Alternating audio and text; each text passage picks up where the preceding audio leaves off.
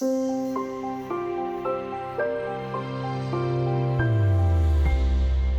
there.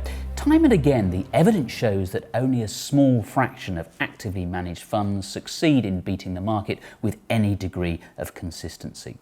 But the true picture for active management is even more bleak than the figures suggest.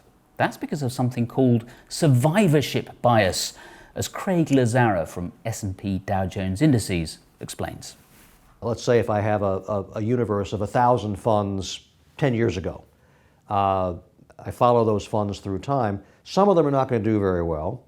The ones that didn't do very well are likely to go out of business or to merge into other funds.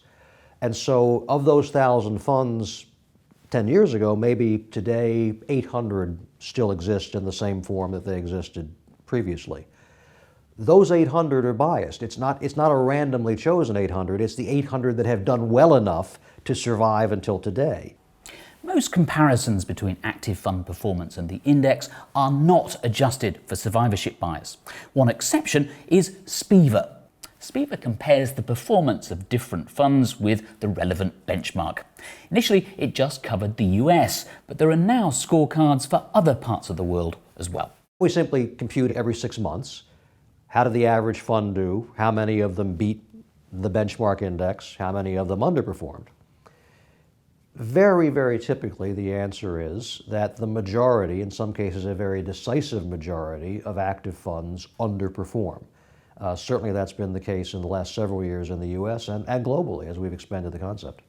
By way of example, the SPIVA for Europe scorecard for the 10-year period ending in mid-2015 showed that 89% of global funds and 91% of US equity funds failed to beat the market over 5 years. Over 10 years, the figures are worse still. The same scorecard also showed that just 46% of UK equity funds survived the full 10 years. The figure for UK large and mid-cap equity funds was just 41%. That's right, 59% of funds in that sector were either closed down or merged with other funds, almost always because of poor performance. Survivorship bias really is a serious issue.